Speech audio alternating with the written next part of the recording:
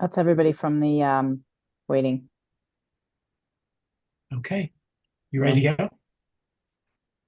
Ready when you are. Okay.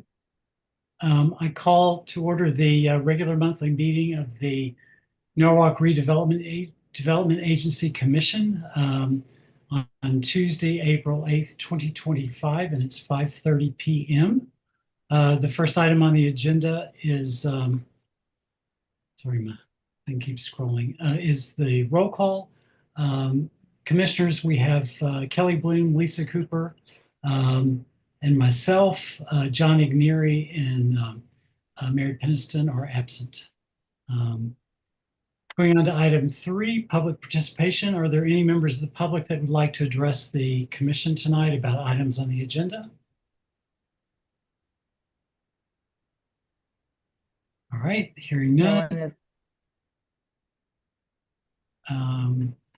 We will move on to item 4, administration. A, approval of minutes. Do I have a motion to approve the minutes of February 11th, 2025 regular meeting? So moved. Commissioner Cooper moves it. Commissioner Bloom seconds it. Any discussion, changes, corrections? Hearing none. All those in favor indicate by saying aye, raising your hand. Opposed, abstention, motion carries. Thank you very much. Moving on to item B, financials. Approve the Norwalk Redevelopment Agency Statement of Revenues and Expenditures for Operating Fund 100 for year-to-date February 28, 2025. We'll go ahead and make a motion, and then Eugenia can go over it. Do I have a motion to approve the minutes? Lisa, and a second by Kelly. All right, Eugenia. Thank you, David.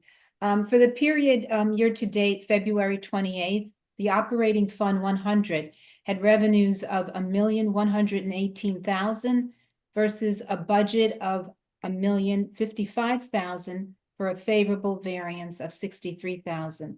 Total operating expenses were $1,180,000 versus a budget of $1,298,000 for a favorable variance of $118,000, which is mostly due to favorable personnel expenses.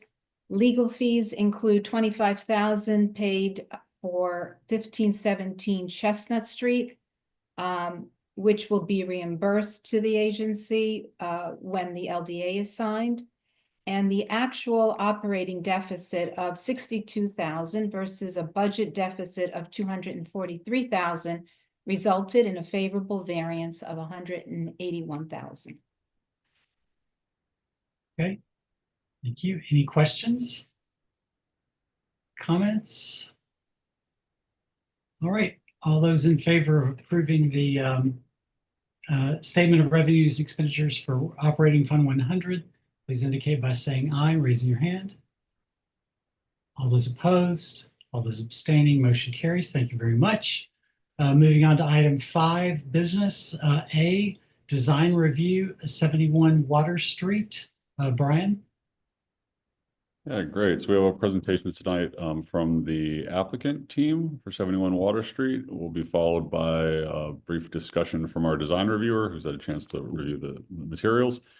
So I'll give it over to the applicant. If you want to just give a very brief overview of your project and key elements related to the design, and we can take the discussion from there. Great. Thank you, Mr. Badoli, Chairman, Commissioners. Adam Blank for Hyde Park Properties, the owner of 71 Water Street and 25 Elizabeth Street. I'll just share my screen for a minute here. So you should pull up, this is 71 Water, and actually this piece here is the 25 Elizabeth Street. You got Washington Street, Water. This is the property at issue. It's obviously in front of you for compliance with the South Norwalk TOD design review guidelines. I'll give you that quick overview and then turn it over to Sealant Pather, the architect, and Brian, actually maybe it's Eric Rains tonight, the landscape architect. We do have the civil engineer here in case you have questions for him. That's Mark Ockman. He won't be giving a presentation. And the site. So let me get into it. The site's about 0.38 acres. It currently has a surface parking lot on it and about a 13,000 square foot office space or warehouse structure. The applicant proposes to develop the property into 32 luxury residential apartments. Shown here, it will also include about 3,200 square feet of retail space. The retail space is a 3-story fitness center that will be for residents and for visitors or the public. Included in the project are 31 garaged parking spaces, includes 2 handicap spaces. Technically, of those garage parking spaces, which you'll see from Sealand, about 5 of them are double length spaces.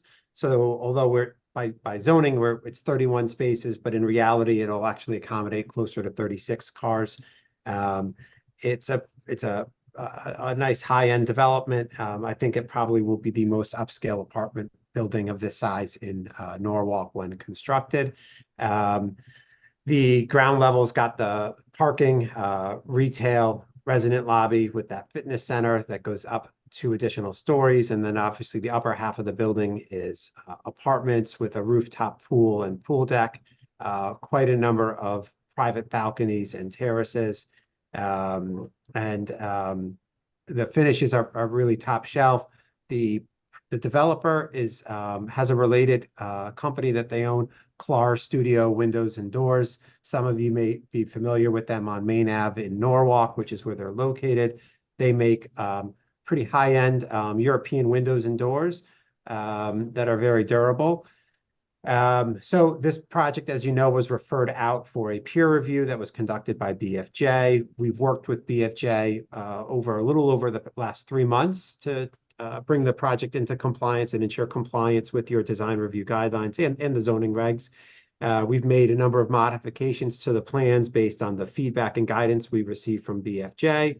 I think there was some back and forth, and I think you should have their BFJ's final memo to you that outlined what all that's left. I would say are 4 small outstanding areas of concern expressed by BFJ. Sealand will go over them in a little bit more detail, but first they asked that the drawings, civil, architectural, and landscaping be coordinated better so that they all are reflecting the same design and the same updates to the design. And we agree with that. And we've begun to and will get all of the design drawings coordinated prior to obtaining any building permits.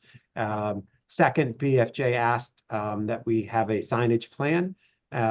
We agree there should be a signage plan and intend to submit one under Norwalk's regs, and is typical is that the signage plan typically comes after the approval for the main development. So we have no objection to providing a signage plan. We'll certainly put one together and submit it and go through the proper channels of approval on the signage plan.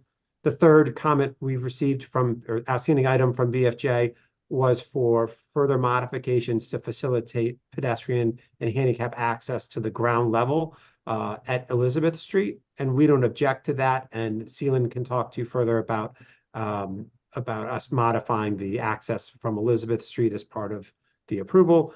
Finally, the fourth and final comment that we received from BFJ was asking us to confirm the electrical and mechanical rooms comply with building codes related to flood zones. We have looked into that and can confirm that they do comply and are acceptable by SNU. So we feel that with those comments that we comply with your design review guidelines, and hope that you'll find the same and issue a favorable report to P&Z as well. With that brief introduction, let me turn it over to Sealand. Thanks, Adam. Sealand Pato, Principal Bartle Architecture. Brian, do you want me to go through the whole building again, or just responses, the new responses? Yeah, I think if you could just kind of just provide the high level, I think just the responses is fine. Yeah. Okay, yeah. I'll just go that, yeah, just really high level.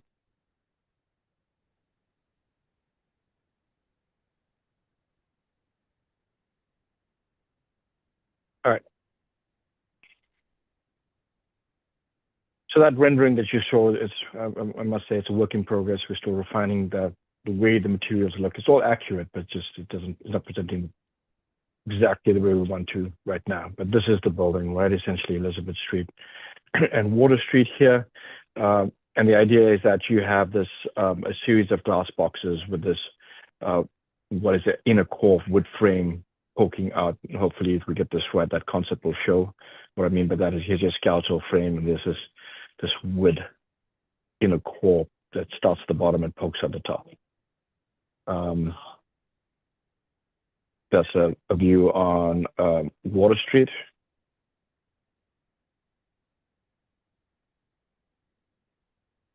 This is a view from Water Street. This is a view from Elizabeth Street here. These are the materials. It's limestone cladding with wood.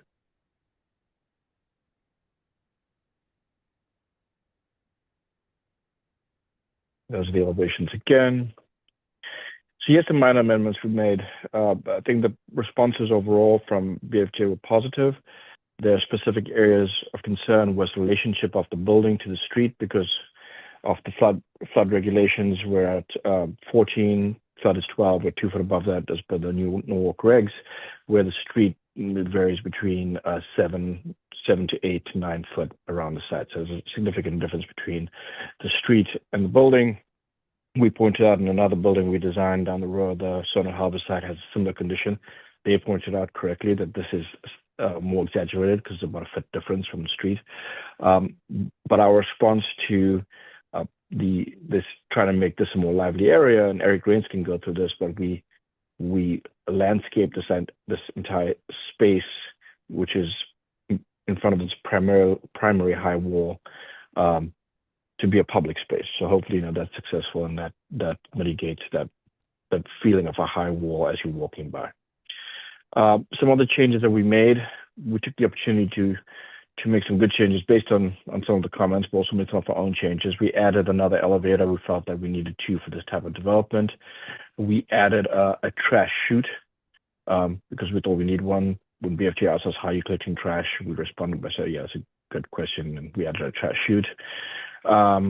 We moved the electrical room from here to here to take care of that issue, adding the trash chute and having compactors and so on. We did meet with SNU.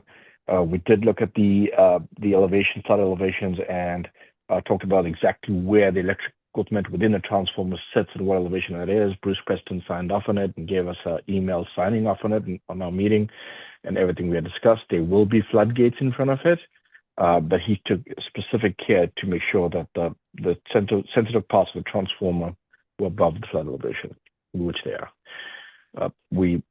There's a bike storage here. The most recent comments, the 2 comments that Adam was referring to, BFJ asked us the final 2 comments to address this area, and I'll show you that. Another change we made is that the client has a specific retail tenant, a gym, that wants a certain size of space. So the gym used to be on 2 floors, now it's on 3. But it's a symbiotic relationship between the two uses, so you can actually be a resident and access fob access into the gym. We made the building, we're trying to work out the structural grid. Our structural engineers involved now, so we made this back wing a little longer to catch a structural bay of columns. So this was shorter before, now it's longer. That's the only change. There's no change to the outside of the building and the way you perceive it. It's just the inside length here. Floors go up, sets back at the upper floor as per zoning code. Highly amenitized upper deck. The client is stressing that he wants this to be a really great space. Some of the changes here were like adding glass to stairwells where you wouldn't normally do. It's a very expensive prospect, but he happens to own a glass factory. He's a glass supplier. And then elevator lobby and showing that all of this could be amenitized. And finally, the final 2 comments from BFJ, design comments was to move the bike lane back to this other side so that you could access the bike storage. Sorry, this pedestrian access back to the other side of the driveway. So you could access the bike storage because they had a good idea about how to resolve this area, is just keep this entrance that was high and had steps going up to it low, even with the pavement, so you can walk straight through to the garage spaces, which are also low. And the way you get up above flood is walking up steps in this area. We thought that was a great idea, so we did that. And those are the last two items that were left, and that's what that looks like now. It's quite nice. You can actually, you're on the street, you walk straight in and through the parking, and then you walk up to get to above flood elevation. That's it. That's all we have. Eric, Rains, do you want to just briefly talk about the landscaping design? Yeah, hi, Adam. This is actually Brian. from Oh, sorry. Response. Yeah, I had to step in here. Sorry about that. Good evening, all. It's Brian Westmeyer from Eric Rains Landscape Architecture. I can pull up the plans.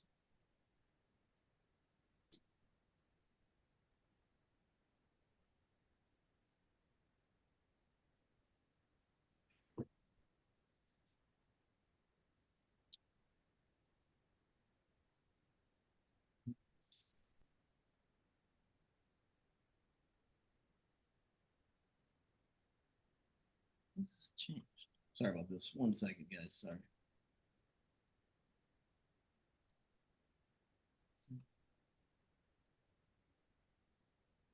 If you have an issue, I can try to pull it up.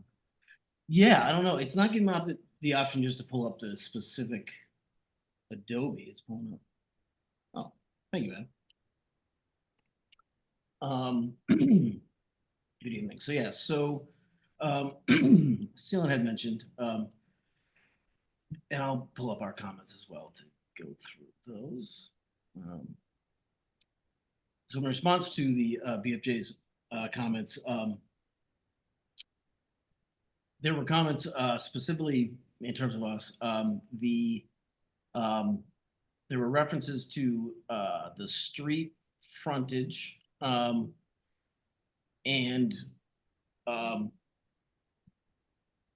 the taller walls, and I believe Celine had mentioned, but you'll see in this, if you can scroll down the screen a little bit, I'm sorry. Yeah. So this, yeah, yep. So the southeast corner of the site here, the lower planting area with the 3 trees right there at the curb ramp. Yep. So that's now flush with grade. We have some lower evergreen plantings beneath the trees. The next level up is about a 3-foot high wall. Yes, right there. And that will have evergreen shrubs, which will also help to screen the wall behind it, which is roughly 3 feet as well. So we're kind of obscuring the wall and the levels with greenery, and the walls are stepped, so it's not as tall in that location. If you want to go to the next side, the left part of the sheet. Yep, number 1, the planting area larger one. So this area is the space that Celine had mentioned.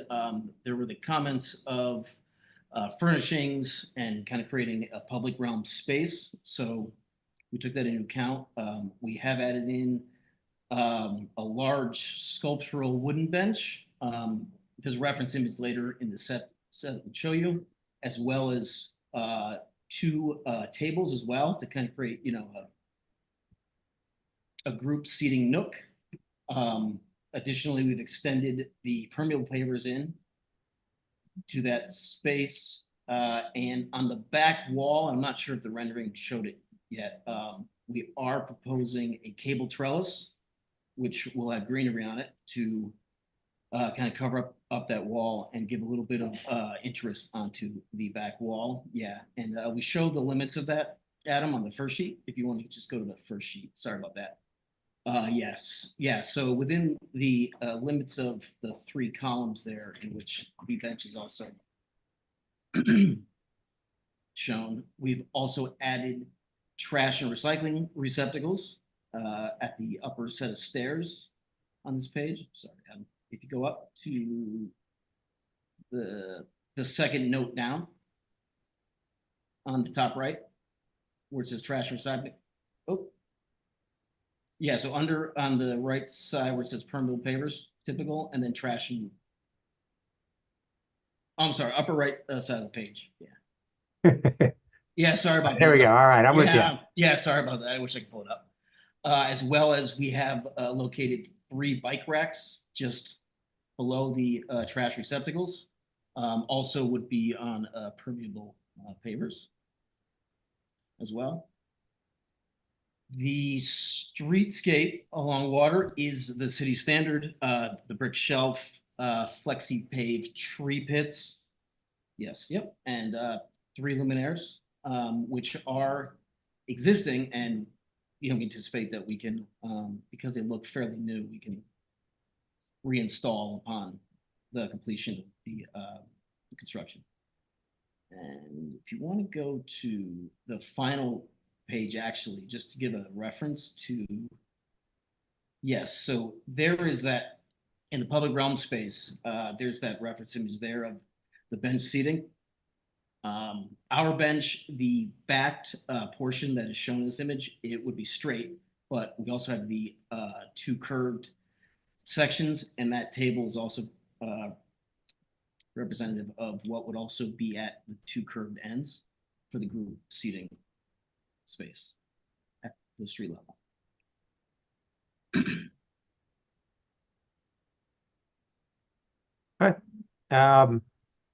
I think if you guys have questions for anybody on the team, happy to answer them. Otherwise, happy to let you move on to BFJ.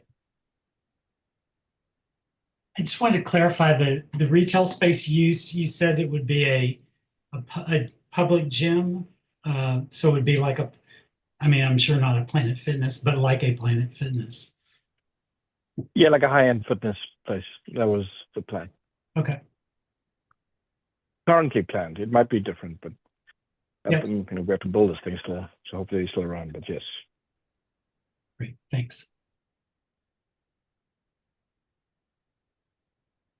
You'd like to hear from our design review consultant now, Chairman? Yep. All right, Frank Fish, it's all yours. Yeah, okay, I'll start off. I just want to mention that in case we get into any detail, Suzanne Goldberg is with us here, and also Jonathan Metz from Perkins Eastman. I just want to say that the first thing to say is how our memo starts off. We do think, first, we're also appreciative of the changes that the applicant made, and we think this remains a high-quality building. In brief, we do recommend approval of this. We had, as was commented on already, 4 conditions we suggested, and those have been covered pretty well, I think, by Adam, and then by your architect, Sashin, and then the landscape architect, Eric. I think the minor one that should be done, that's an easy one, I think, and they said they're doing it. The first one is coordination of the drawings, so that I presume will be done. Signage, as was committed to, will also be added. I think the building access seems successful to me in terms of what I just saw, and I think they've responded. But let me defer here a little bit to Jonathan Metz, just to make sure, Jonathan, if you had anything further on that access from Elizabeth Street. I think from what I saw, they have responded to our comment. That works pretty well, but I want to just be sure with you, Jonathan. No, I do agree, Frank, that this is a huge improvement in terms of letting someone with disabilities being able to enter from the street rather than have to go up the driveway ramp, which we consider to be a little bit dangerous. This is very much an improvement. The only thing that you might want to consider is that people coming from that direction, you might play around with the door swings into that sort of mid-level vestibule that's going up to then the stairs that are going up to the main lobby, but that's entirely minor. But letting this be universal design of welcoming people, and I do wish the passageway between the internal exit stair and the trash room could be widened just a little bit, because it seems it's a little bit narrow. But this is, I think, huge for a professional who might have a disability and want to live in this building, not to have to go through the garage to get into it every time they wanted to go to out to dinner or something like that is great. So yeah, kudos for doing this. Yeah, and I think Yeah, our, thanks, Jones. our We'll do that. yeah, and our fourth major one, we were concerned with flooding and safety. I think that's been addressed. The city has signed off on the electrical. As I understand it, if I understood this correctly, the city has signed off on the electrical, mechanical rooms that they're adequately protected from a flood. To us, that's something that was more of a safety issue for the building itself. And I think Eric answered a lot of the landscape design questions we had. We went back and forth on the seating. I don't,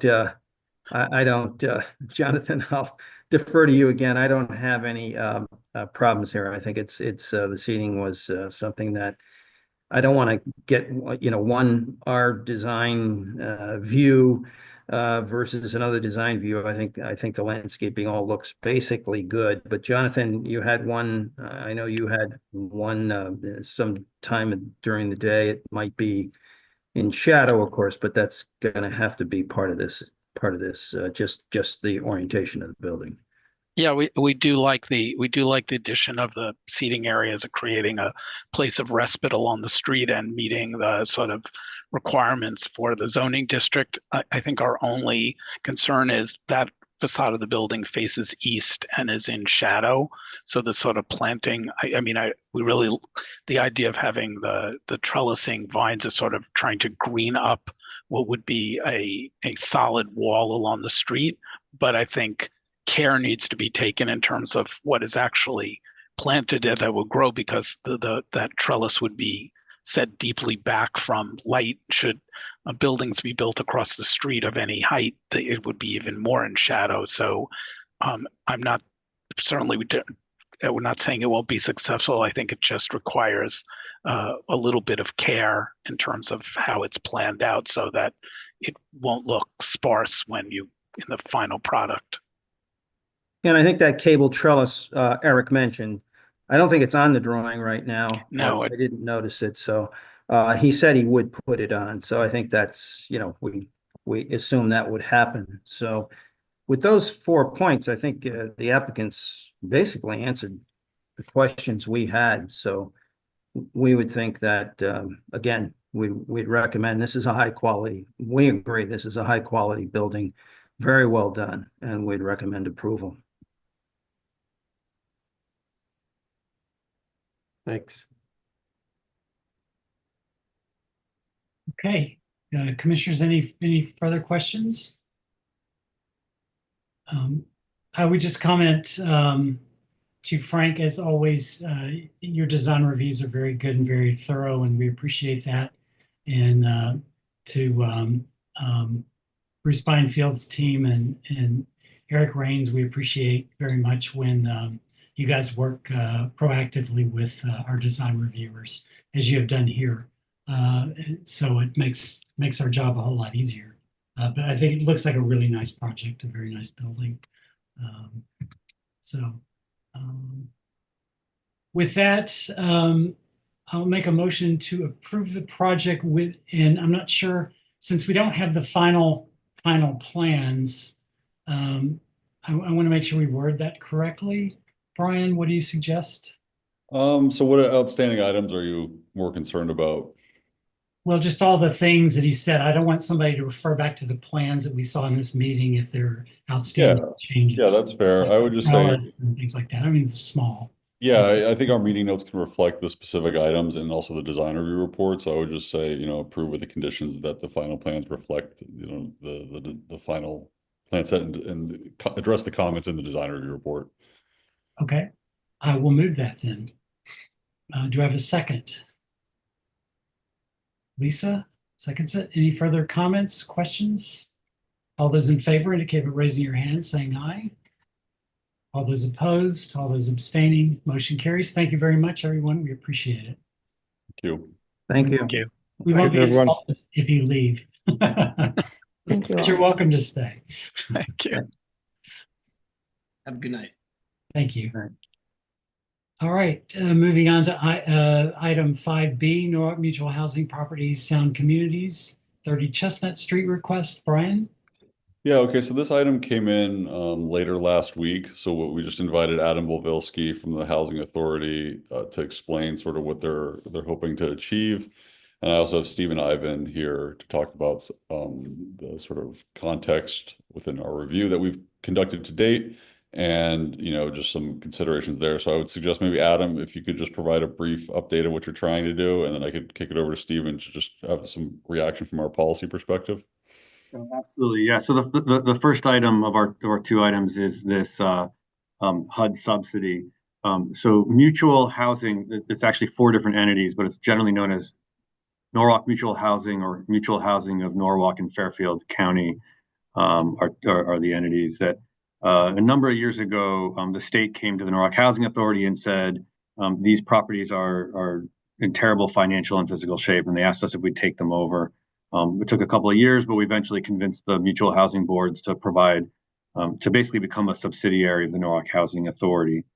So these are a bunch of developments in various condition that needs support financially and physically. And we've done a lot of work on a lot of their properties, doing major renovations and cleaning them up. One of the properties, 30 Chestnut, is a property that currently has 2 notes held by the redevelopment agency, totaling a little under right around $180,000 total. And one of the things that these properties need is subsidy. They have extremely low income families, but unlike our public housing units that come with subsidies, these don't have any. So we learned that another nonprofit in town was giving up their subsidy in one of a number of developments. It's a total of $52,000 per year in budget authority, basically like a project-based voucher, if you know what that means, that the tenant would then pay 30% of their income towards their rent, and the federal government would pick up the rest of the tab, and we could do that up to $50,000. The subsidy could be up to $52,000 per year. So since these properties financially were not breaking even, the housing authority's been subsidizing them considerably. This was a great opportunity for us to take the subsidy that's no longer being used and attach it to a property that happens to also have a redevelopment mortgage on it. The upside for the redevelopment agency is very clear. It's a property that's currently not breaking even and hasn't in a very long time. And this could give us the opportunity to start getting the property in the black financially. We required the mayor's approval. We received that.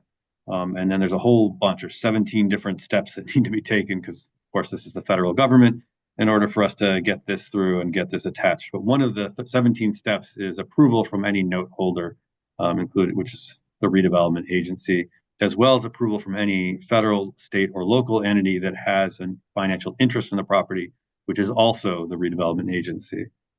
So we're just asking for a letter that would allow us to attach a subsidy to the property, strengthening its financial position, which helps both us maintain this property as extremely low income in perpetuity, as well as help us meet our obligations to the redevelopment agency under the notes. Thanks, Adam. And did you want to talk about that second piece, or is that sort of combined there? Whatever you prefer. I'm happy to talk about that as well. Yeah, maybe we can talk about the second piece, then we can just talk about it holistically. Okay, they're really quite different. Okay, that's fair.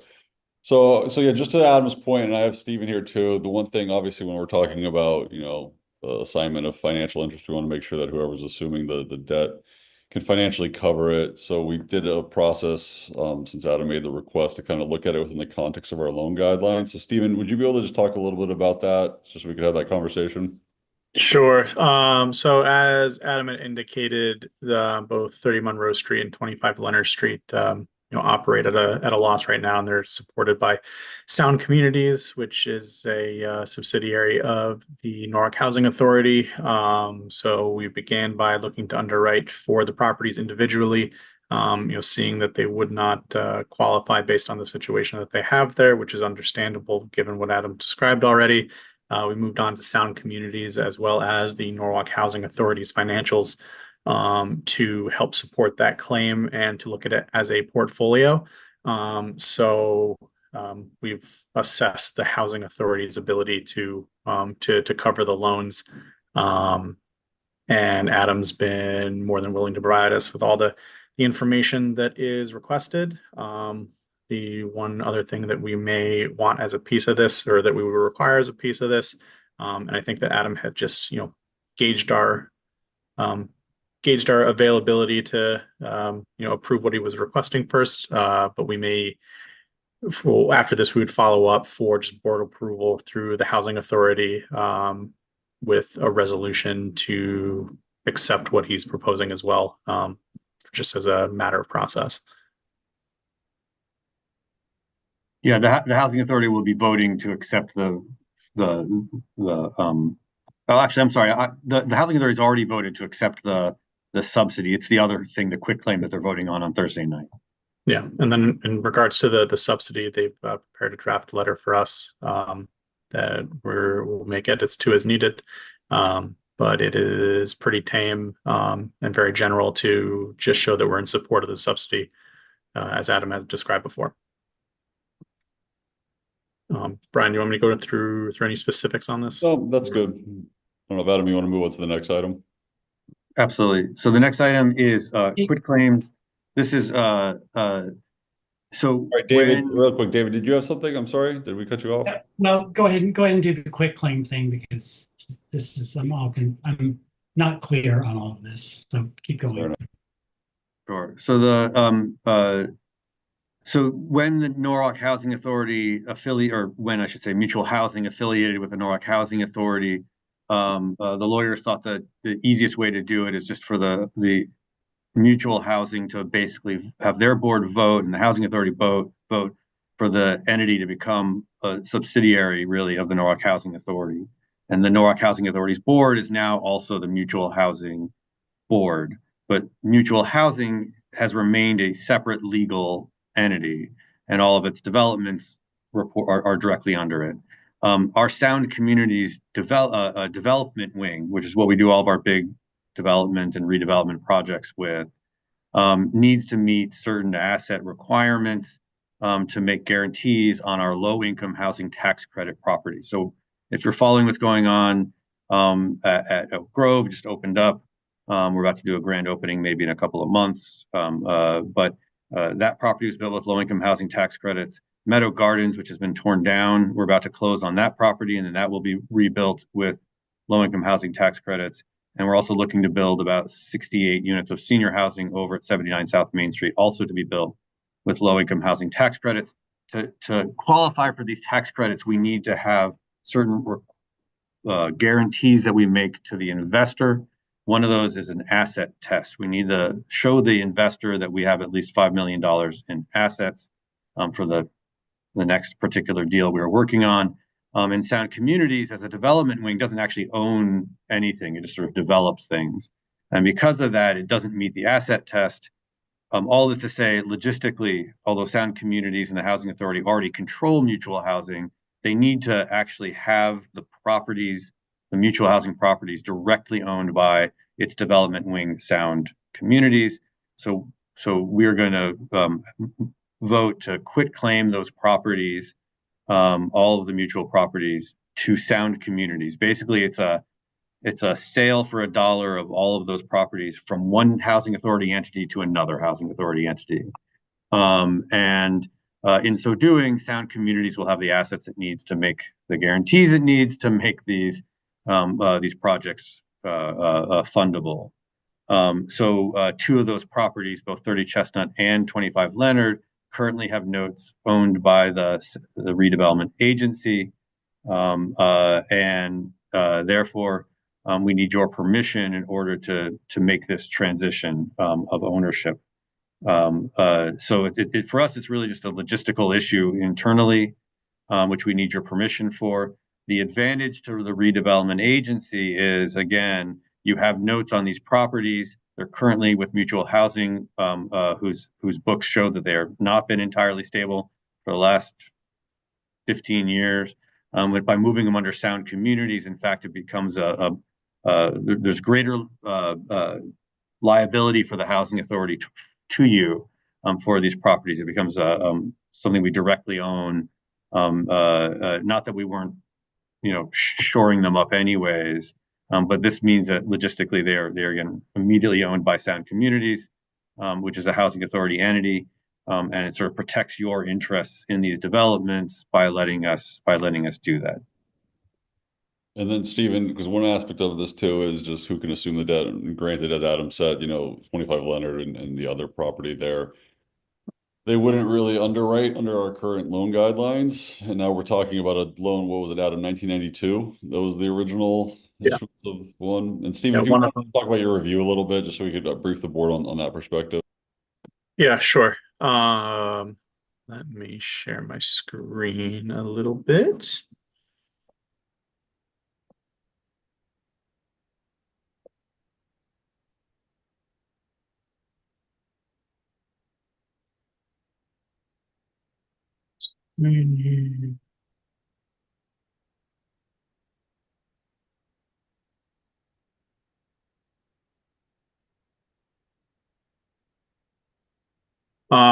So we had, again, this was all submitted by Adam in advance. And Adam, I don't know if your finance director was able to share your loan to value number that we had requested. I'm assuming that you guys are under it, just given the amount of time that has passed and knowing the properties. If this would load, but it's not loading. All right, maybe I won't share this if it won't load. So in going through their operating revenues, they show an operating income of 1.5 million from their last audit, with a debt service of about $1 million, $1,097,000. Replacement reserves of 257,000, which would meet the guidelines for as the portfolio for the individual property for the 10% reserve under the guideline or more. And they're showing about $104 of rental income off of 30 Chestnut Street. 25 Leonard Street, we're aware that the building is currently unoccupiable, so their numbers are a little bit not reflective of what could be there. And they also note other reserves to us, not to speak for Adam here, but in the tune of $1 million. So in looking at their reserves, what the operating income is, or the operating surplus is of the Norwalk Housing Authority, we took that portfolio, looked at this for, again, the stability of 30 Monroe Street and 25 Leonard Street and the Housing Authority's ability to pay that off. And it reflects much more favorably than the individual properties, which are already currently under housing authority subsidy.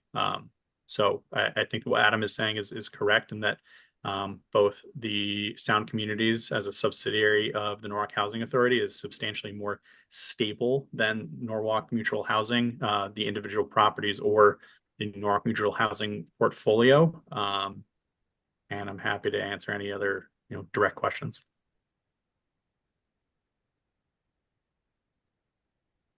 So I kind of understand what you're trying to do.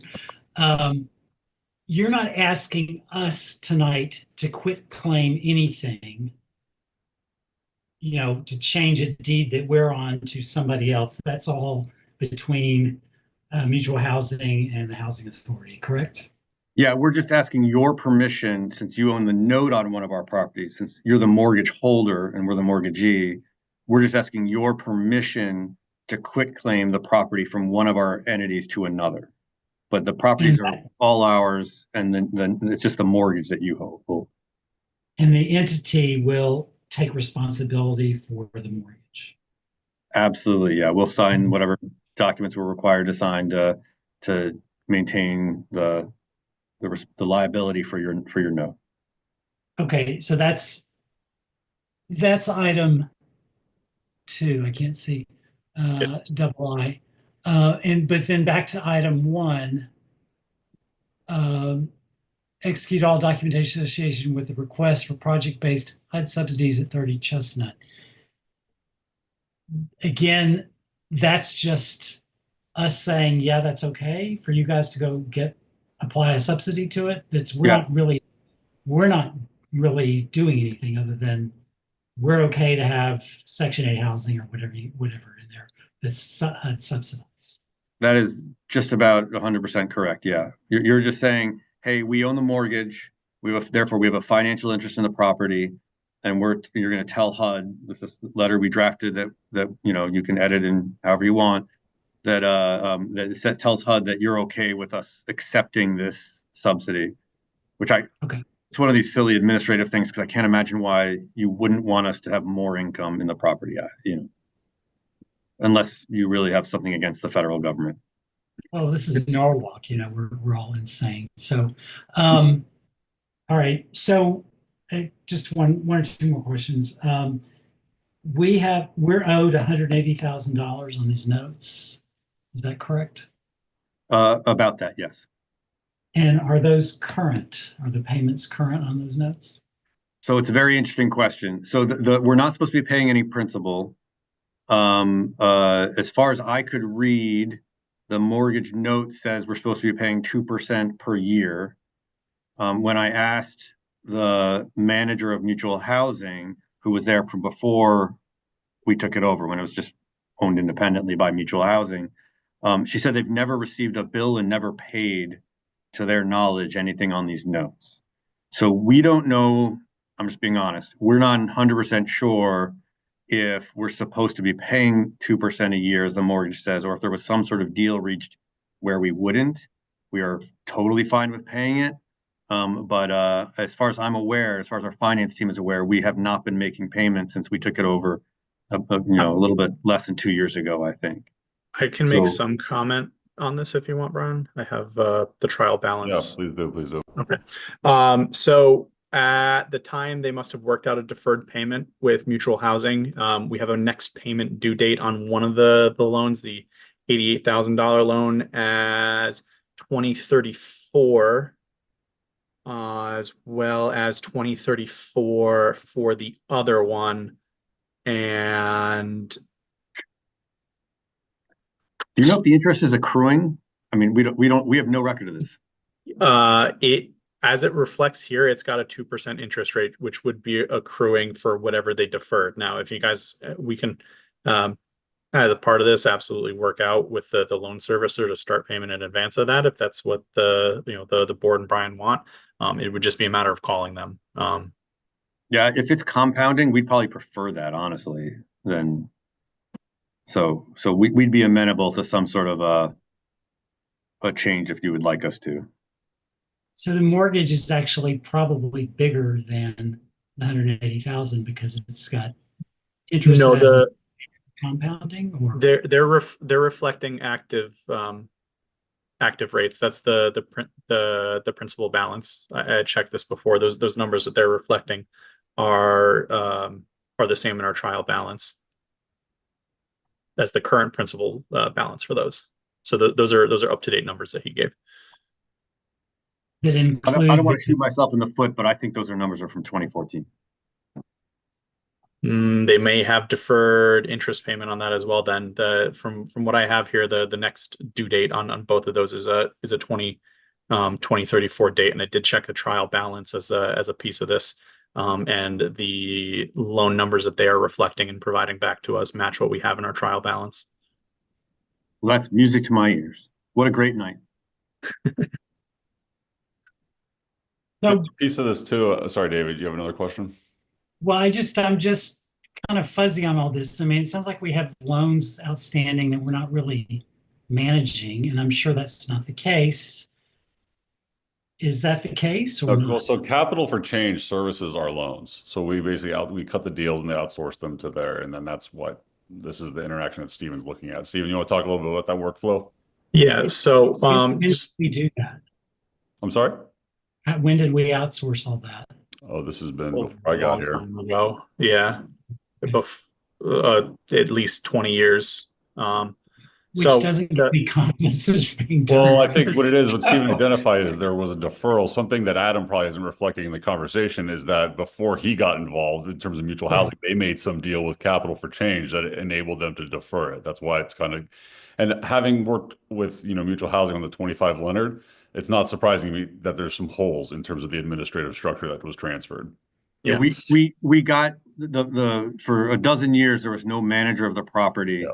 There was a part-time bookkeeper who kept her books with a pencil and literally a book, and nothing was like on computers or anything. So it was when we took that over, it was quite an administrative undertaking to try to understand all these properties and what happened. So things like this we do find from time to time. So it sounds like Stephen has the trial balance and everything. So I think that it's redevelopment hasn't managed. I think it's the housing authority that isn't quite up to speed on it all.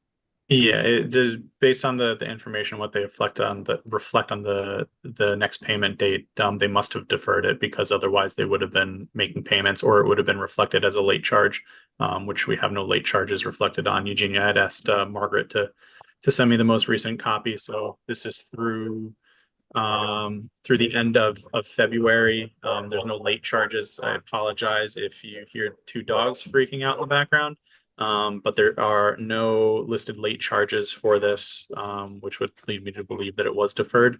In terms of our process to coordinate all this, should the quit claim occur, it's relatively easy to from our end. We just need to inform Capital for Change that the name of the the name of the party billed is going to be changing, so that the payments are provided to the right people. Yeah, and to that management point too, I mean, these deals get cut, the loans get agreed to, Capital for Change enforces their provisions. So there's an interaction between the payee, the loan recipient and the servicer effectively, that, will be outside of our sort of day to day because they're managing such a large portfolio. And that's the whole point of having them. So we obviously don't have that internal capacity to service the debt that we issue across all these projects. So will we remain first lien holder, or are we first lien holder on these properties after this transaction? You're the only lien holder, and you will remain the first lien holder. So if Sound Communities is put into bankruptcy, can we foreclose on these properties? Yeah. So unlike the Norwalk Housing Authority, which is a government entity, Sound Communities is a nonprofit, and intentionally so. So you do have the ability to eventually foreclose on the properties, lien and then foreclose.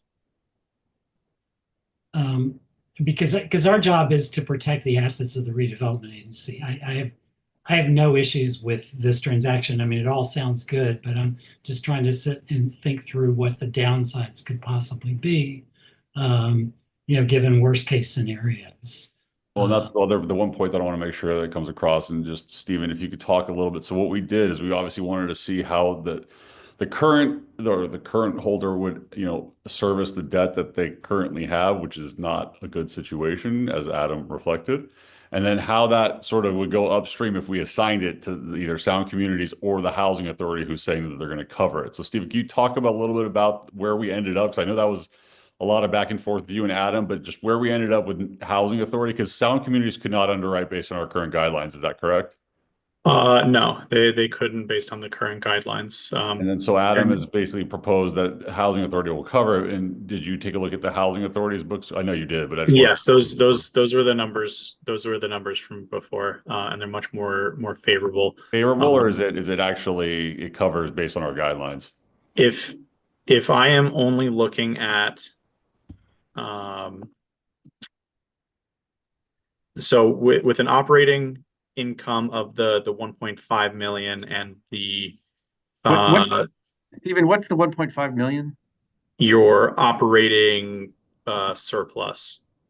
That was for the debt service coverage ratio of effectively your net. The operating surplus. Okay, I'm Yeah. sorry. Okay. Thank you. Yeah. And just because of the short amount of time, there may be some changes to make, but their debt service listed for the 2025 year in total was principal of 140,000, interest of 957,000 for that total of $1,097,000. Puts them about a 1.4, which is slightly less than the 1.5 debt service coverage ratio. Where was the current note holder in terms of the debt service coverage ratio? It was significantly worse, correct? It's negative if we assess it. Yeah. If we assess it based on the individual properties because they're operating at a net loss. So for our Norwalk Housing is already purposes, subsidized mutual housing at $250,000 a year right now. Right. yeah. So I think, David, for our purposes, I think just so everyone's eyes wide open on the discussion here is we have our current note situation is in a very, rough shape given the fact that it can't be really serviced without the housing authority support. We just want to make sure everyone knows that we would be doing a slight deviation from the existing loan guidelines in order to make this deal happen, but we have the assurances from Adam. He's right here talking to you right now, and it's very close within our guidelines, but I just want you to know that it is not fully covered in the existing guidelines just to help your decision making. It's a better situation though, for sure, for us to be in from our evaluation than we currently are. So we're not forgiving any debt. We're not No money, no any new interest money. in properties. This is just shuffling the deck so that Adam can put together a better deal, better package to manage these properties. Exactly. And it's a much more stable situation than we're currently in. What if Doge comes along and says, oh, well, you have the subsidy, you can't reassign it, you have to give it, we're just going to cancel it. What happens then? The subsidy that we're talking about putting into 30 Chestnut now? Yeah. So there's no telling what Doge will do, of course. But it doesn't seem like that's the kind of thing that Doge is looking to do. The things that we are looking at down the pike is the possibility of time requirements where families can only stay on Section 8 for a certain period of time. And we're also looking at, we serve mixed families right now, and mixed families refers to families where some of the members are documented and some of the members are not documented immigrants. Yeah. And we think that they may be coming after those families. So we've made sure to associate these subsidies with units that have only documented family members to make sure that it doesn't become a target of any changes in the federal government. If Doge comes along and cancels this, in the unlikely event that Doge comes along and cancels this subsidy, which we really think is unlikely, these subsidies are relied on by private landlords, and it seems like they're not looking to harm the private landlords. But if they were to come along and do that, we'd be exactly where we are right now. So there would be no harm to your loan interests. It would just be, instead of a good thing, it would be what we're doing already, if that makes sense. Yep. And if the housing authority couldn't pay, then we could just simply foreclose and liquidate the property. Okay. That is correct. The property is valued way over the loan for now. Okay. However, we have deed restricted and affordable, so your ability to make a lot of money on that would be probably limited. But we'll just take it to the Supreme Court and get rid of that. Kelly, Lisa, do y'all have any questions or comments? Okay. You've answered my questions.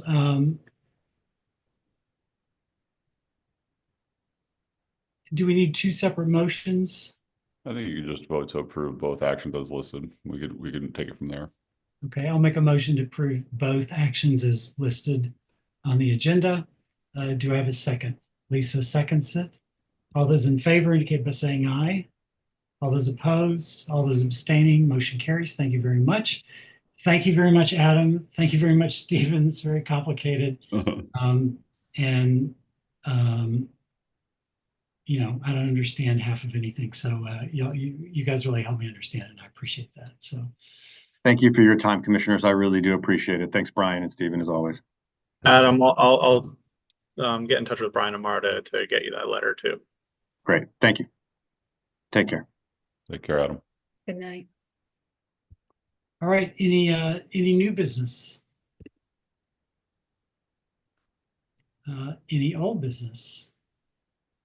Going once, going twice, motion to adjourn. Lisa moves to adjourn, Kelly seconds, all those in favor, all those opposed, all those abstaining, motion carries. Thank you very much, everyone, and have a great evening. Yeah. Good night, Good night. everyone. Thank you. Bye-bye. Thank you. Everybody. Good night.